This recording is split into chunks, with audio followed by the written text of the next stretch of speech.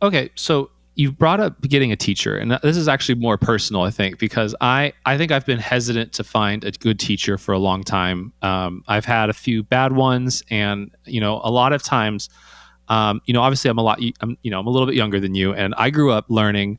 Hey, that Um, hurt. I'm sorry. I'm only a couple of years. Only a couple of years. Give me 10 But minutes. I'll come over there. I'll show you. that's right. That's right.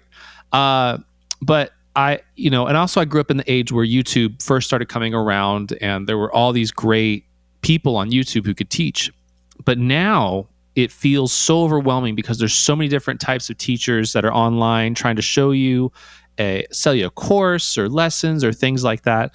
So when it comes to picking out a teacher, how should one go about that? For example, like how did you pick Charlie? Like how did you pick Charlie Banacos? He was a legend. I mean, Charlie was a legend. He started out, I think in a room in his house, if I remember correctly. Jerry Bergonzi was enamored with him. Jerry, who I also transcribed Jerry's stuff, the sax player. He teaches a lot of the principles. Charlie was a legend. And I was in New York. Check this out, show you how silly I am. I was in New York and I was becoming somebody important in the music scene because then they had jingles and they used bass players and records, and it was a fertile time.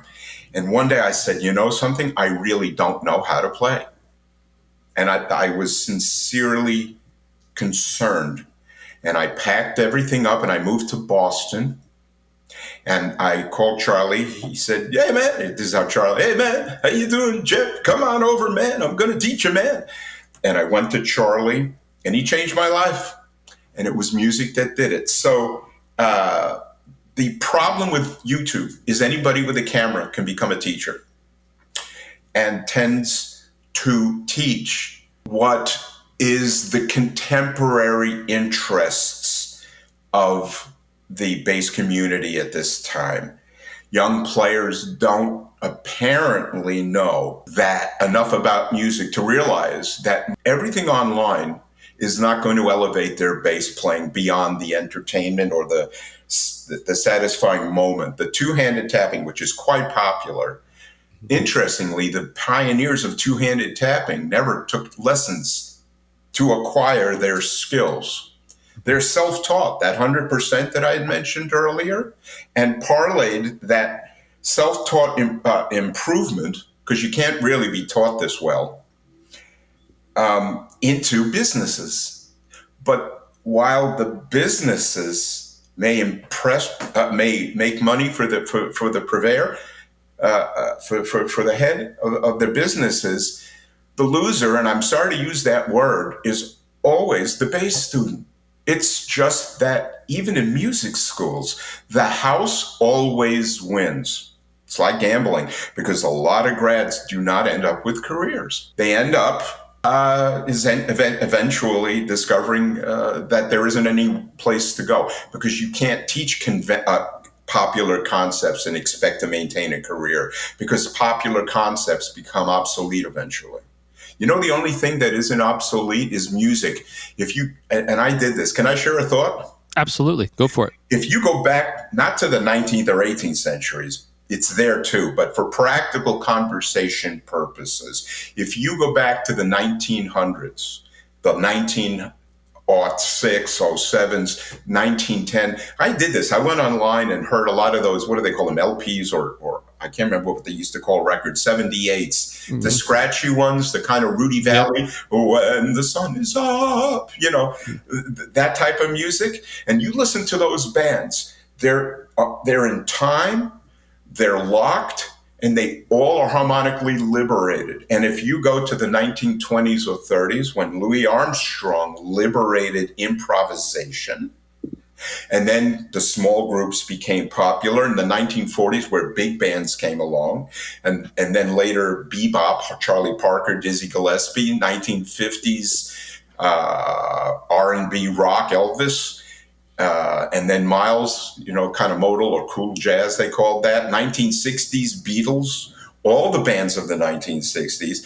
1970s had disco, 1980s had hair bands, 1990s, I think, had New Age or Wave. Yeah. And then eventually 2000, rap music, everything.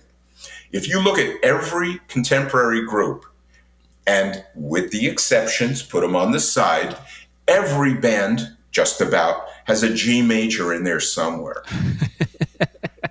That's a good thought. That's a really good thought. Every band, every group plays an E chord. Every Yeah. group plays the same notes that Cab Calloway used in Heidi Heidi Ho. You know, the 1940s thing. Ba ba da da da da da. It's a minor chord. Yeah. You know, so where I feel the educational concepts online are going to, and I got to put it in this clear manner, are going to fail people is because while they're enjoying the satisfaction of practicing these things today, they will not sustain themselves in the future of bass playing because this is going to change. One day elbow playing will come in, or one day scratching or wiping or tapping. You know what I'm saying? There is Yeah. something that's coming because I just listed 10 or 11 decades with different styles completely. So the only thing that ties everything together is harmony. And I feel the whole bass education thing, which does not make me popular, and I hear that and I say I agree. You guys don't like my views. Show me where they're flawed, and I'll stop. Yeah.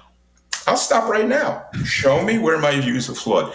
And with respect, it hasn't happened. But merely sharing what I share is not a popular thing. So that's not going to stop me here because people need a champion for truth and being taught. And in that regard, music in the practical sense, the harmonic sense, the practicing of it, and the listening to records and listening and practicing the great two-handed tappers, people don't need to look at the videos. People need to sit down and use their ear. And that's where originality comes from. Because if somebody taps like this and somebody imitates it, where's the originality? It's a lesson of function, not the pursuit of something new, which, again, I'm quoting online people. Everybody says you got to break the rule, learn the rules, then break the rules. There are no rules in tapping and slapping. There's nothing that is concrete in it. So the teaching of these things ends essentially the progress, the improvement, the spirit of investigation. And because that's how every two-handed tapper acquired it, and that's how every slapper that people can think of is self-taught. So the nature of being taught slap, you could buy 5 records or 6 and have a good year's worth of work or 6 months, find things, imitate what you hear, even if it's not how this person did it, you're creating something new. That's originality. And nobody's pursuing originality because it's hard. So there's my little monologue, my monologue-y, and I don't even know if I answered your question. You didn't, but that's okay. What's your question? Ask you, but I'll do it quick. 2 sentences. No, you're good. What are some red flags in teachers, and how do you pick a teacher? My feeling, red flags in teachers are anybody that doesn't teach written academic music based in the harmony of jazz or contemporary harmony, chords. Anybody. Okay. Because how did we learn to read and write? I'm speaking, let's say, to American listeners right now. We learned to read and write the exact same way, and we began using the same grammar. Today, you go online, there are posts flowing with expression and feeling and opinion and vision, and they learned how to read and write just as you did and just as I did. So where people are, I believe, the red flag is being taught where I'll teach you how to get a gig, which no one should teach in my view, because most people don't get that gig. The red flag is teaching people anything other than the regard of an instrument using music that flourishes in harmony and is a part of the very construction of music itself. If there's a rock tune in the key of E and somebody plays an E and a B and an E, they're functioning in harmony. And in that context, the red flags are, in my opinion, schools, teachers, events, clinics, camps, gatherings, videos. If music in a crucially combined and you know what I mean, a functional manner of the substance of music isn't taught, people won't improve. And I'll use the last 10 years as evidence of that. Yeah, and I think so. I went to music school, Uh-huh. and um, and and so when I went to music school, I had a realization my sophomore year, because the first year I went there, I saw everybody who played and graduated and stuff like that. And then my sophomore year I went back and I realized that all the people who had graduated had done either one of two things. They had gone on to grad school, which is more school to go do. And the second thing they had done was they had stopped pursuing music and like getting better at music because they were no longer in school. They no longer had the academic rigor to do it. And I realized very quickly that if I was going to become a professional musician, I needed to get out of music school because I was going to be a dead end road. I didn't want to go to school for 6 years like that. And I wanted to keep pursuing music. So it was one of the reasons. Obviously, I ran out of money too because it's also super expensive. But so I 100% agree. 100% agree on that. But that's also been one of the reasons I've been so hesitant to get a teacher in the 15 years since, Yeah, music schools in the area of teaching ear training, arranging, composing, and the like are, I think, quite reliable because the systems have been in existence for a long, long time. Where I feel the the loss of direction is due to teachers and whole departments that in any area base anywhere in the world, I might add, have deviated from the narrow principles that even they were taught in schools that taught upright bass and taught music only. I am at a loss to think of anybody who plays music today who went to music school who wasn't okay. This is where I'll do the X. We'll cut this line here. Okay. Is that okay? Yeah, for sure. I'll go back. Do clap again. All right. Yeah, I'm at a loss to think of a bass player that didn't learn music by being taught only music or by going to by going to music. I Yep, let's do it again. Go for it. I'm kind of at a loss of thinking of a bass player that didn't learn how to play by being self-taught or wasn't taught written music. And I'll go to two bassists, Jaco Pastorius and James Jamerson. They tend to be regarded as the two best. Jamerson was a jazz upright bass player who, out of function and need, picked up a precision bass and created fairly well instantly his thing because he understood subdivision and took the swing of jazz and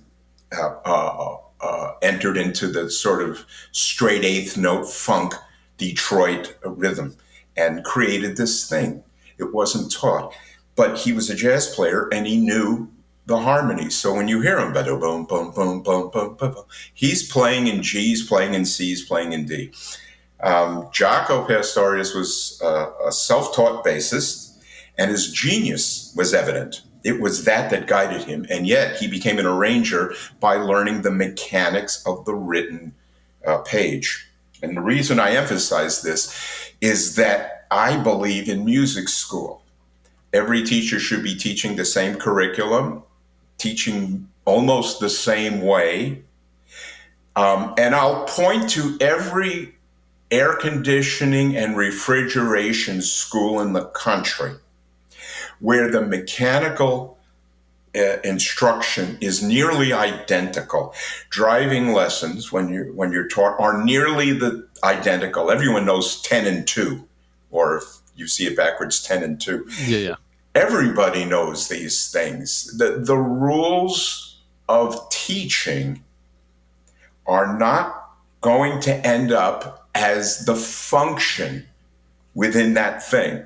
So I see the broad teaching of bass as a downward trend where the house will always make money because people trust the school. The teachers that are popular, people will trust them. But at the end of the day, something is missing here. And I believe I know what it is. And again, I don't know if I answered you right, but there I am. Did I? Yeah, you did. You definitely did.